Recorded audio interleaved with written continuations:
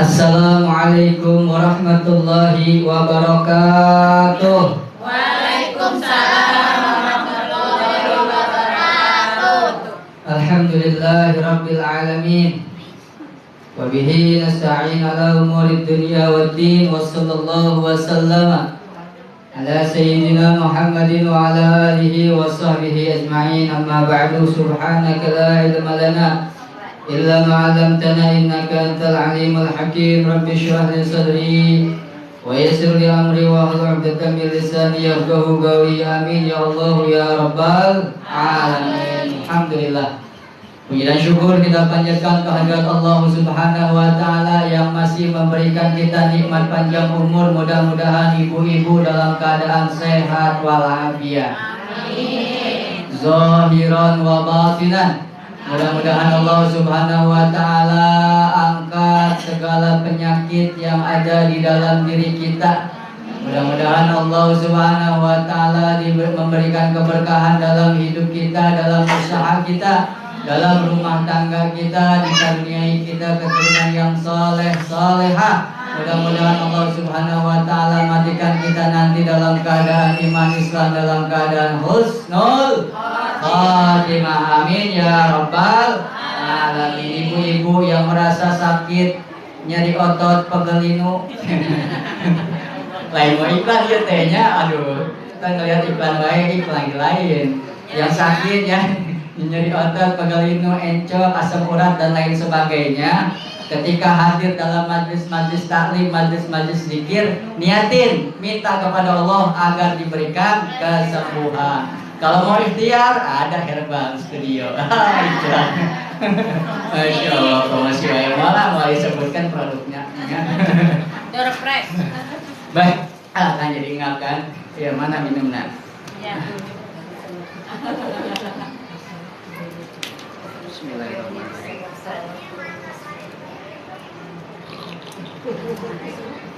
Ibu-ibu yang semoga dirahmati Allah Subhanahu wa taala, sholawat dan salam senantiasa terlimpahkan, tercurahkan kepada Nabi kita, junjungan kita yang mulia, Nabi besar Muhammad Sallallahu alaihi wasallam. Mudah-mudahan kita diberikan taufik, diberikan hidayah, bisa ittiba, bisa banyak bersolawat salam kepada Nabi, bisa menghidupkan sunnah-sunnah Nabi Sallallahu alaihi wasallam. Allahumma sholli wa sallim wa barik alaihi wa ala alihi. Ibu-ibu yang semoga dirahmati Allah Subhanahu wa taala, di kesempatan malam hari ini kita langsung saja melanjutkan kajian kita kitab Safinatun Najah. Sampai mana ya teh? Halaman seberapa nih? Terakhir kemarin itu hal asbabu sujud sahwi ya. Ingat kene tuh. Nah, sebab-sebabnya sujud sahwi yang ada 4, di mana kalau ada salah satu sebab halaman 16. Yang mana kalau misalnya ada salah satu dari sebab sujud sahwi ini kita kerjakan, maka disunahkan kita sujud sahwi. Sujud sahwi itu kapan waktunya? Sebelum salam, setelah membaca tasyahud. Jadi udah baca sampai doanya, sampai yang mana terserah doanya. Udah gitu sebelum ngucapin salam, sujud dulu 2 kali. Dalam sujudnya ngebacanya subhanaman la yanam wa la yasfu. Dibaca 3 kali, kemudian duduk di antara 2 sujud, kemudian sujud lagi, baca lagi subhanaman la yanam wa la yasfu, kemudian udah duduk lagi langsung salam. Assalamualaikum warahmatullahi. Itu tata cara sujud sahwi ya saja. Ini kemarin termasuk walaupun seandainya kita meninggalkannya sengaja.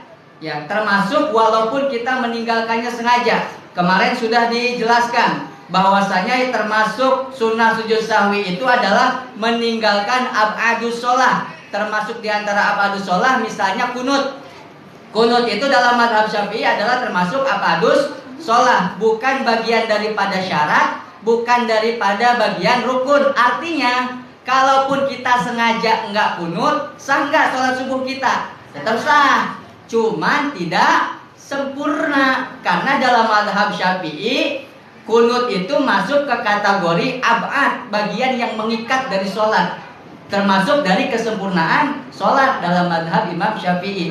Kalaupun kita misalnya sengaja enggak kunut, pas di akhir lagi tahiyat akhir kita pengen sujud sahwi, boleh nggak? Boleh. Jadi meninggalkan ini mau meninggalkannya sengaja ataupun meninggalkannya tidak sengaja, apalagi pas udah ingat-ingat, udah lagi apa? Lagi sujud, ingat, aduh lupa kunut. Apalagi misalnya udah duduk di antara sujud lupa kunut, nanti tinggal sujud sahwi di posisi tadi. Ingat kalau kalau ingatnya itu udah di pas mendekati sujud, nggak boleh kita bangun lagi, malah batal sholatnya. Contoh kieunya. Nah, contoh. Sami Allahu liman hamidah. Langsung begini, mau sujud kan? Set, udah deketnya ke sujud. Bangun lagi. Allahumma hdina fiman hadait. Tapi nggak boleh, nggak sah malahan. Jadi kalau udah posisinya lebih dekat ke sujud. Kenapa? Nggak boleh balik dari yang wajib menuju sunnah, karena kunut itu sunnah abadus sholat, sedangkan sujud wajib rukun. Nggak boleh dari rukun kita langsung ke sunnah. Jadi kalau misalnya ada imam, dia misalnya nggak kunut langsung mau sujud, ya udah nggak, walaupun diingetin misalnya subhanallah, kalau dia misalnya udah arahnya dekat ke sujud malah nggak boleh balik lagi gitu ya. Pokoknya kalau kita pas ingetnya udah terlanjur sujud, posisinya lebih dekat ke sujud, udah lanjutkan aja nanti sujud sahwi. Kecuali kalau posisinya masih dekatnya ke ruku, ke diri, baru gini sami Allahu liman hamidah, ulangi Allahumma hdina, itu nggak apa-apa. Tapi kalau udah posisinya udah bungkuk, udah mau ke arah sujud, itu tidak diperbolehkan, malah batal sholatnya. Jelas Bu ya? Ini tergoda saya sama kopi. Alhamdulillah. Pas benar. Ibu-ibu yang semoga dirahmati Allah Subhanahu wa taala, maka pasal yang selanjutnya masih di halaman 16. Faslun. Karena kalau pulang, kalau mau ngopi kudu bikin sendiri gitu. Belum ada yang bikinin. Faslun, pasal ini menjelaskan. Sudah. Tenang. Faslun, pasal ini menjelaskan ab'adus sholati sab'atun. Di dalam sholat itu yang disebut ab'adus sholat jumlahnya ada sab'ah. Berapa sab'ah teh? 7. Jadi yang termasuk ab'adus sholat 7. Ini yang 7 ini bukan wajib, bukan rukun, bukan syarat, tapi penyempurna sholat kita. Supaya kita tahu, bukan berarti nanti setelah kita tahu kita tinggalin. Jangan, itu ngawur namanya. Karena yang namanya ilmu harus diamalkan. Ya, fa'alimun bi ilmihi lam ya'malan mu'adzabun min qabli ubadil watan. Man izdada ilman wa lam yazdad hudan lam yazdad minallahi illa bu'dan. Nauzubillahi min dzalik. Jadi perlu diamalin. Orang yang tambah ilmu tapi nggak tambah bagus amalnya, maka dia nggak dapat rahmat Allah, makin jauh dari rahmat Allah. Jadi harusnya fungsinya kita ngaji itu, fungsinya kita rajin ngaji, setiap hari ibadah kita makin bener, makin apik, makin bagus, makin khusyuk, makin hudur gitu. Bukan makin ngaji, makin jauh. Dulu pas belum ngaji, wudunya pakai kumur, wudunya pakai cuci tangan, wudunya pakai ngebasuh hidung. Ada kucing lewat. Pas udah ngaji, ternyata berkumur-kumur sunnah, ternyata ngebasuh hidung sunnah. Akhirnya udah langsung ngebasuh muka. Tak etama berarti temanfaat. Ini yang bahaya. Dalam hadis, yang bertambah ilmu, tambah pengetahuan, bukan malah tambah bagus amalnya, maka dia nggak dapat rahmat Allah, makin jauh dari rahmat Allah. Nauzubillahi min dzalik. Makanya kita minta kepada Allah setiap ngaji, ya Allah berikanlah saya ilmu yang manfaat. Ilmu yang manfaat itu ilmu yang nantinya akan ngangkat derajat kita di sisi Allah Subhanahu wa taala, sebagaimana dalam firman-Nya, yarfa'illahu alladziina amanu minkum walladziina utul ilma darajat. Ya, mau nanya di sini boleh ya, di live ini ya. Selanjutnya, at-tasyahudul awal wa qu'uduhu.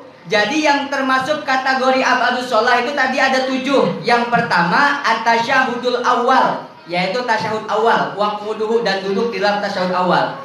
Jadi hukum tasyahud awal itu termasuk abadus sholat, bukan syarat, bukan rukun. Artinya tadi, andai kata ada orang sengaja enggak tasyahud awal, maka apa? Sholatnya sah, cuman tidak sempurna gitu.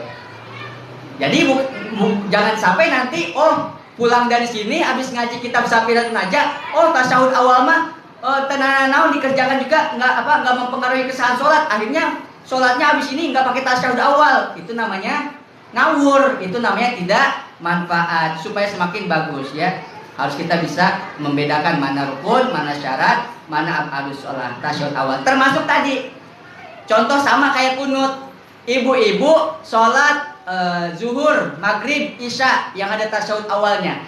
Kalau udah terlanjur berdiri, ya belum tasyahud awal ya teh. Jangan langsung duduk, jangan duduk. Sama kayak tadi, malah batal. Jadi udah bangun, udah diri, belum tasyahud awal, duduk deh.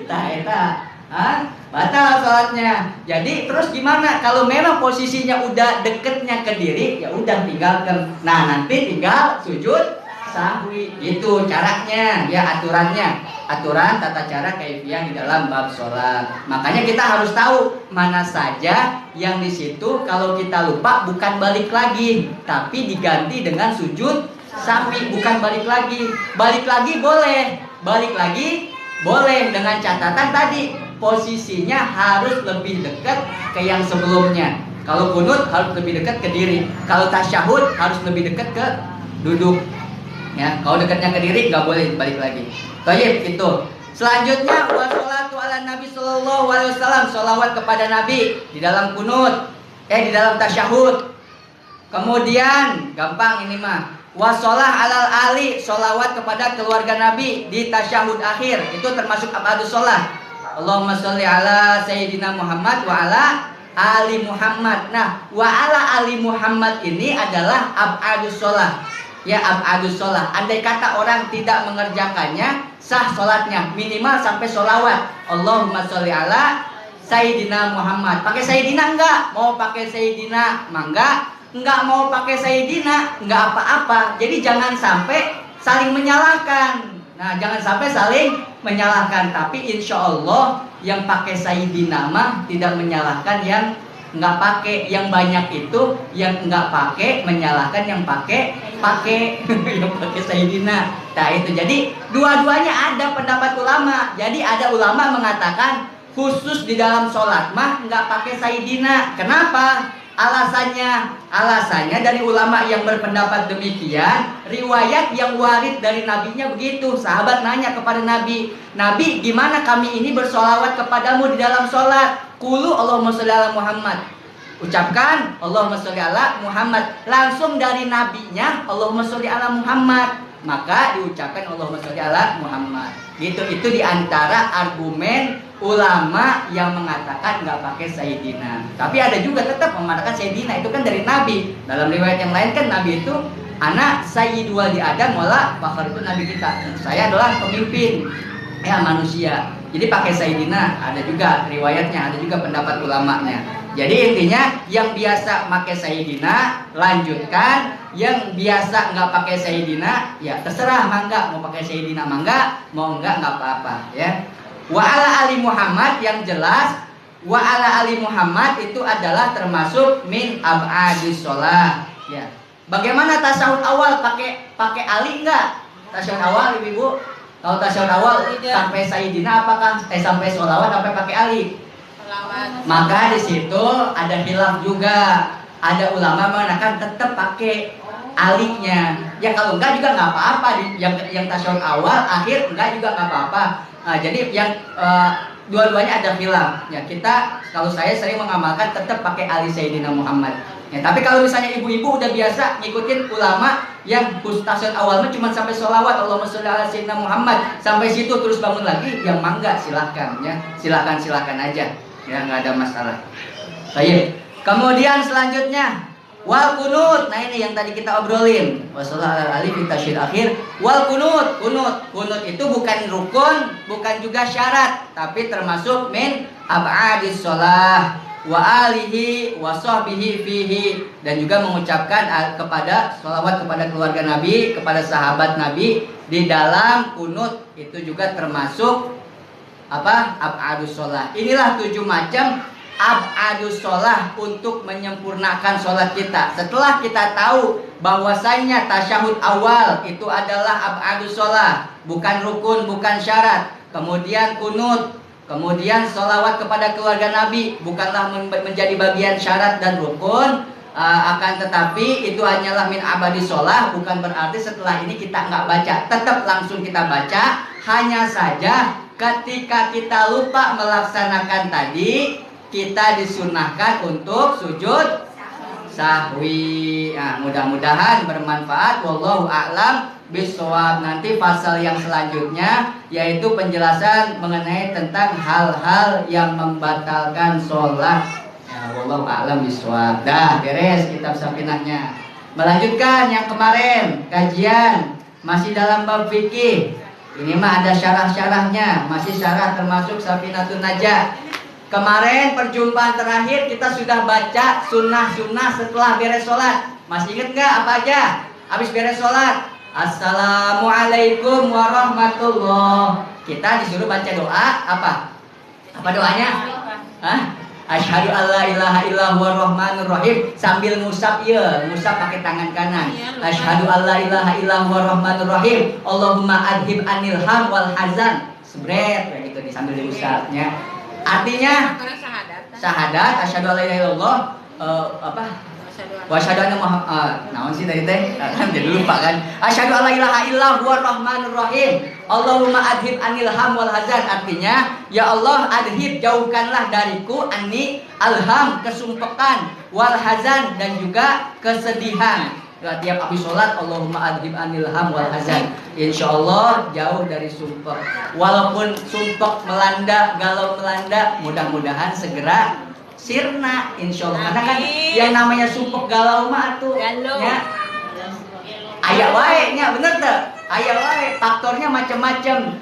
Bingung karena misalnya naon sorangan wae. Saya eta mah pukul atuh eta kudu dibahas. Tah pokoknya segala faktor mah pasti ada, tapi insya Allah bagi orang-orang yang mau baca doa nggak lama galaunya gitu, nggak lama sumpeknya. Termasuk doa-doa yang diajarkan Nabi, apa itu? Allahumma inni a'udzubika minal hammi wal hazan wa a'udzubika minal azzi wal kasal wa a'udzubika minal jubni wal bukhul wa a'udzubika min ghalabatid dain wa ghafrir rijal. Tiap habis subuh baca 3 kali, nggak banyak gitu. Kemudian istighfar, astagfirullah, astagfirullah, astagfirullah. Kemudian Allahumma antas salam, kita minta selamat. Kemudian Allah terusnya itu udah Allahumma inni ala dzikrika wa syukrika wa husni ibadatik. Allahumma la mani'a lima a'tait wa la mu'tiya lima mana'at, dan seterusnya. Allahumma antas salam itu riwayat Imam Muslim. Kemudian baca ayat kursi kalau bisa. Kemudian baru tasbih 33 kali, tahmid 33 kali, dan takbir 33 kali. Itu totalnya 99, digenapkan 100 dengan la ilaha illallah wahdahu la syarikalah, lahul mulku wa lahul hamdu yuhyi wa yumiit wa huwa ala kulli syai'in qadir. Anna man qala dzalik, orang yang ngebaca itu ghuffirat khotoyahu wa in kana nat misla zabadil bakar, diampuni dosanya walaupun dosanya sebanyak buih di lautan. Jadi ngebaca tasbih habis sholat fardu 33, ngebaca tahmid 33, ngebaca takbir 33 kali, yang mana durasinya nggak sampai 5 menit, padilahnya Allah ampuni dosanya walaupun andai kata dosanya sebanyak buih di lautan. 5 menit. Subhanallah, subhanallah, subhanallah. Alhamdulillah, alhamdulillah, alhamdulillah.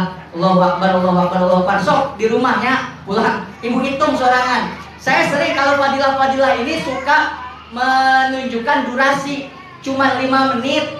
Supaya apa sih? Supaya kita apa? Introspeksi, mikir gitu.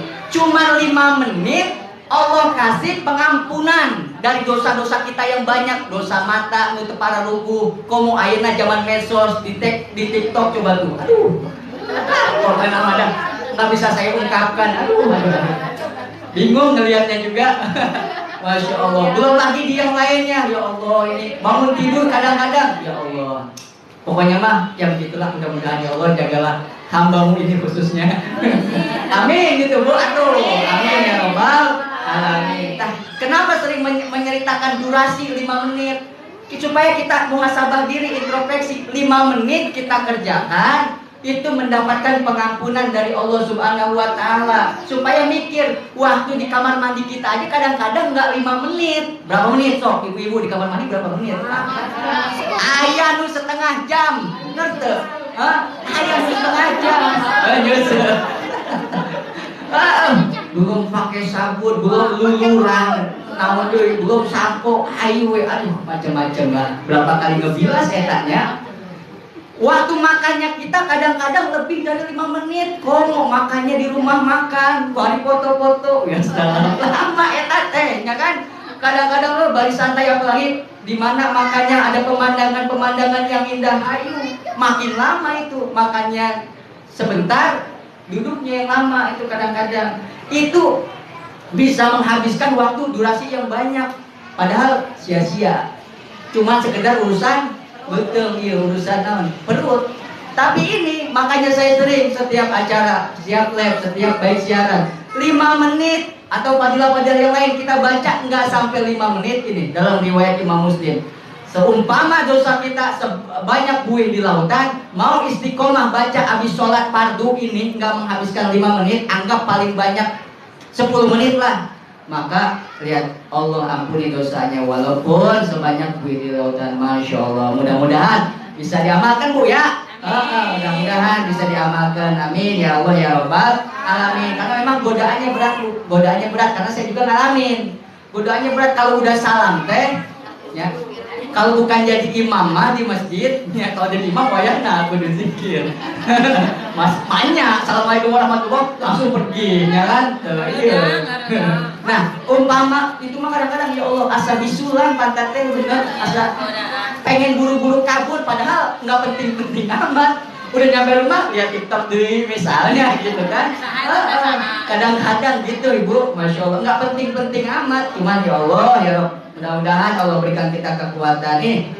Nabi ngajarin kita zikir-zikir banyak, bukan cuma ini. Ini khusus setelah sholat. Ada banyak zikir-zikir yang lain. Nabi udah ngajarin kita zikir-zikir. Nabi teh sayang sama kita. Nabi teh cinta kepada kita. Pengen kita itu jadi orang yang diampuni dosanya setiap hari. Pengen kita itu selamat. Pengen kita itu nggak sampai masuk neraka. Itu Nabi. Sampai kan saya sering menjelaskan, nanti di akhirat umpama kalau Nabi itu mau masuk surga, kan Nabi tinggal masuk. Surga itu tidak boleh dimasuki siapapun. Para nabi, para rasul udah dikasih singgasana, udah duduk di singgasananya. Itu tapi nggak bisa masuk, cuma duduk aja di singgasana mereka. Karena harus Nabi duluan sama umatnya masuk. Nabi nggak mau masuk, andai kata Nabi mau langsung masuk surga. Memang surga itu untuk Nabi Muhammad. Surga nggak boleh dimasukin kecuali Nabi Muhammad duluan masuk sama umatnya. Tapi Nabi nggak begitu. Nabi nggak melakukan itu. Nabi khawatir kalau udah masuk ternyata masih ada 1, 2, 3 daripada umatnya yang masih ada di neraka. Nabi nggak mau rela. Nah, sehingga kan saya sering menyampaikan surah Ad-Duha itu apa?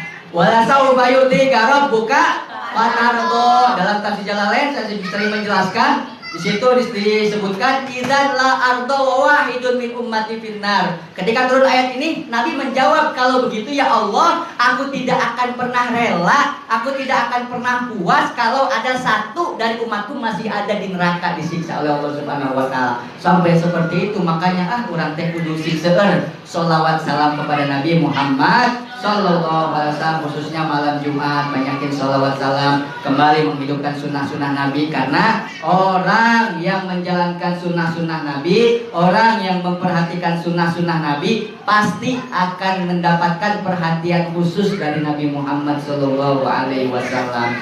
Amin ya Allah ya Rabbal alamin. Nah, cukup sekian pembahasan kita, insya Allah nggak nambah jadi iya. Baiklah, insya Allah kita lanjutkan dalam pertemuan selanjutnya. Mudah-mudahan apa yang disampaikan dapat bermanfaat buat kita dan tentunya dapat diamalkan dalam kehidupan sehari-hari. Amin ya Rabbal alamin. Ada pertanyaan? Ada pertanyaan? Nggak ada? Iya dulu ya. Assalamualaikum warahmatullahi wabarakatuh. Boleh tidak makan daging kurban, Pak Ustadz? Ya boleh tuh. Bagaimana hukum makan daging kurban? Baik, Terima kasih buat yang bertanya. Hukum makan daging kurban. Jadi ini sudah dibahas sebenarnya pada sama ustaz. Cuma saya mau ngejawab yang di sini ya. Hukum makan daging kurban. Daging kurban itu tergantung dibagi dua. Kurbannya itu kurban apa? Kurban wajib atau kurban sunnah? Kalau kurbannya kurban wajib, tidak boleh dimakan walaupun cuma 1 suap. Jadi kalau kurbannya ibu-ibu kurbannya kurban wajib, 1 suap pun gak boleh diambil, apalagi 1 kilo. Kalau misalnya dulu pernah ngambil, ini saya kurbannya kemarin kurban wajib karena sebab wajib itu bisa karena 2, karena sebab nazar, karena sebab takyin. Tahu nazar ibu? Nazar itu dibagi 2 lagi, aduh banyak banget dibaginya ya.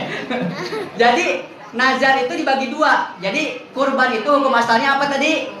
Sunnah muakkadah, bisa menjadi wajib karena sebab 2. Di antaranya adalah karena sebab nazar. Nazar itu contohnya ada 2. Yang pertama nazar tanpa taklik, yang kedua nazar dengan tanpa taklik. Walaupun nanti dalam fikih ada bahasa lain. Dengan tanpa taklik langsung ngomong, saya mau berkurban tahun ini, langsung wajib jadi kurban. Atau pakai nazar, saya kalau misalnya dikasih saya seandainya apa ibu misalnya apa enaknya apa ya, kalau sembuh, kalau anak saya naik kelas ya, maka saya mau kurban. Anak ibu naik kelas, wajib kurban. Kalau nggak naik gimana? Ya nggak wajib gitu. Jadi kapan wajibnya? Kalau yang kita ta'alluqkan, yang kita gantungkan itu, yang kita jadikan syarat terwujud. Kalau misalnya saya minggu ini nikah, saya kurban gitu. Nikah nanti gitu. Ternyata sebelum hari raya boro-boronya can aya can katingali gitu. Umpama gitu. Saya ngomong sekarang, kalau sebelum tahun ini saya nikah, maka saya bakalan berkurban. Ternyata besok nikah, misalnya ujung-ujung ada orang ke rumah, Pak, mau nggak nikah sama anak saya? Ayo deh. Contoh ya mah, ya hoyal dikit, kita ngehayal dulu. Oh iya, bismillah. Udah langsung nikah, maka nanti saya wajib kurban. Nah, eta. Atau contohnya terserah lah, dibuat sendiri oleh ibu masing-masing. Itu diantaranya contohnya. 1, dengan sebab nazar. Yang kedua, dengan sebab takyin. Ini yang hati-hati. Ibu-ibu lagi ngedeketin sapi ibu.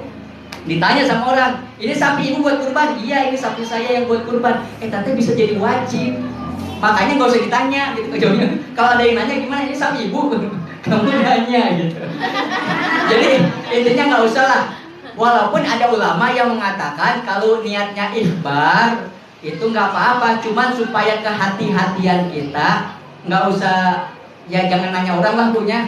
Nggak usah nanya, ada orang nenteng apa, kambing misalnya, itu mau kurban Pak, iya ini kambing kurban saya, jadi wajib dia nggak boleh makan gitu. Jadi jangan sampai kalau udah ada kambingnya, udah ada sapinya, ini mah sapi kurban saya, ada ucapan begitu, itu deh jadi wajib untuk dia kurban, udah ada barangnya. Dan kalau udah begini, udah jadi wajib, tidak boleh dimakan walaupun 1 suap. Kalau udah terlanjur kemakan, ganti rugi, beli ke pasar. Makanya berapa kilo? Cuman 1 kilo, ke pasar beli 1 kilo, gantiin, kasihkan ke fakir miskin. Dan kalau yang wajib harus disedekahkan semua, nggak boleh yang kaya makan, harus orang-orang yang berhak semua. Yang berkorban aja nggak boleh. Nah, kalau kurban sunnah, cara membagikan daging kurban sunnah ada 3. Ada berapa? Ada 3. 1, caranya bahil, agak bahil dikit. Yang berkurban mensedekahkan 1 kilo, sisanya dimakan semua sendiri. Nah, makanya dibilang cara pelit. Jadi motong sapi, yang disedekahkan cuma 1 kilo, sisanya dimakan kesorangan gitu ke keluarga. Ya kita mah niat merenanya. Nah itu, tapi boleh enggak? Boleh. Sah enggak kurbannya? Sah. Itu cara yang pertama. Cara yang kedua dibalik, cara orang dermawan. Kurban sapi, kurban kambing, yang dia ambil cuma sedikit, 1/2 kilo misalnya, sisanya disedekahkan. Itu cara yang kedua. Ada yang ketiga, cara tengah-tengah, dibagi 3. Sepertiga untuk dia sama keluarganya, sepertiga untuk yang berhak menerimanya, sepertiga diberikan kepada orang-orang sekalipun tetangga-tetangga, sekalipun mereka orang punya. Jadi dibagi bertiga ini jalan di tengah-tengah. Itu cara pembagian daging hewan kurban. Ada pertanyaan lagi Ibu? Udah cukup? Alhamdulillah. Nah, Jadi Pak Ustadz, dalam sholat ya, kalau kesiangan di waktu subuh kan ada yang waktu diharapkan setelah waktu subuh sholat. Nah itu kalau kita kesiangan di waktu yang diharamkan itu harus sholat apa nunggu dulu? ada waktu diharamkan untuk sholat, sudah pernah kita bahas. Itu yang diharamkan sholat sunnah mutlak atau sholat yang nggak punya sebab. Adapun sholat wajib, sholat qadha, nggak ada waktu yang diharamkan. Jadi yang diharamkan sholat di 5 tempat 5 waktu ini itu hanya sholat sunnah mutlak. Adapun sholat qadha itu tidak ada waktu yang diharamkan. Habis sholat asar nggak boleh sholat. Sholat apa? Sholat sunnah mutlak. Tapi kalau ibu-ibu mau qadha asar, mau qadha subuh, mau qadha maghrib, misalnya punya qadha kemarin-kemarin dulu, habis sholat asar, silahkan. Bahkan kalau misalnya kemarin-kemarin ketinggalannya karena teledor, buru-buru di qadha-nya gitu. Bahkan ada ulama mengatakan nggak boleh menyibukkan diri dengan yang sunnah, harus qadha dulu, yang wajib ini qadha dilaksanakan. Jadi untuk mengqadha sholat kayak kesiangan ya langsung sholat subuh, nggak ada waktu-waktu yang diharamkan. Secepatnya yang jelas untuk qadha dibayar. Ayo udah cukup? Yang di luar belum? Nggak ada? Oke. Kita tutup dengan membaca surat Al-Fatihah dengan harapan yang kita ya ada yang sakit, keluarga kita semoga diberikan kesembuhan oleh Allah Subhanahu wa taala. Juga tasyakuran di sini. Mudah-mudahan jadi anak yang solehah.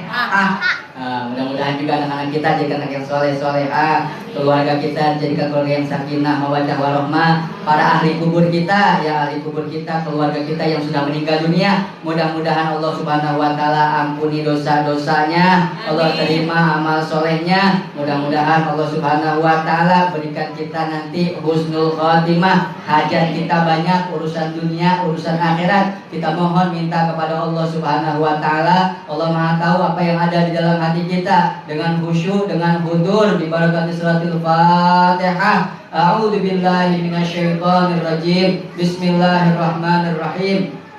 Alhamdulillahirabbil alamin, arrahmanir rahim, maliki yaumiddin, iyyaka na'budu wa iyyaka nasta'in, ihdinas siratal mustaqim, siratal ladzina an'amta 'alaihim ghairil maghdubi 'alaihim waladdallin. Amin. Allahumma bihaqqil Fatihah wa sirril Fatihah wa karamatil Fatihah wal nuril Fatihah wa biman unzilat 'alaihil Fatihah. Allahumma harusna bi 'ainika la tanam wa kunna bi kanafika la yurab bi rahmatika ya arhamar rahimin. Wa sallallahu ala sayyidina Muhammad wa ala alihi wasallam walhamdulillahi rabbil alamin. Terakhir ini mau ngingetkan lagi ya, jadi tanggal 9 Juli insyaallah pengajian bulanan Wadi FM, mangga hadir jangan lupa.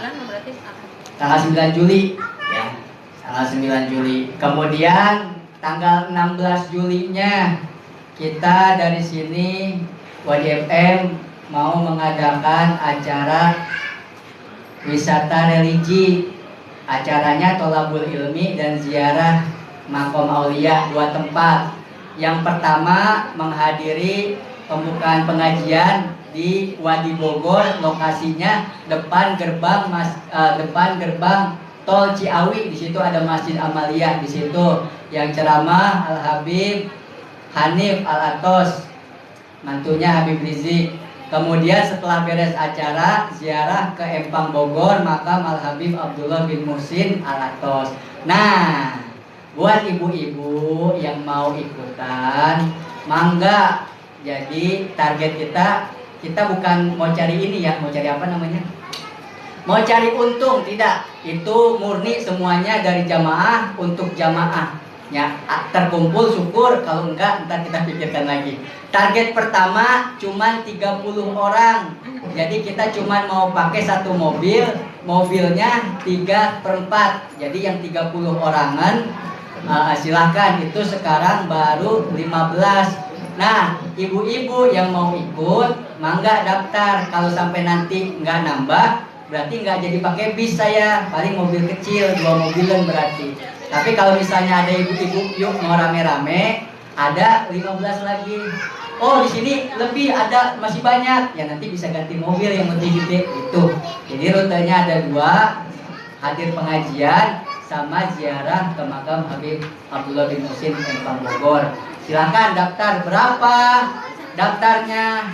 150.000 rupiah. Itu teh udah dihitung-hitung sama bis, semua sama makan, habis semuanya. Saya ngambil untung enggak? Insya Allah enggak, beneran, insya Allah enggak. Jadi silakan, cuma murni, yuk sama-sama di dia we merenang ngajina, aduh di luar we gitu. Sekali-kali mah gitu ya. Kalau sukses, mudah-mudahan besok-besoknya entah kemana kitanya gitu. Ya mudah-mudahan silahkan daftar segera, masih ada kuota 15 orang lagi kalau misalnya mau lebih kecil. Terima kasih. Wassalamualaikum warahmatullahi wabarakatuh.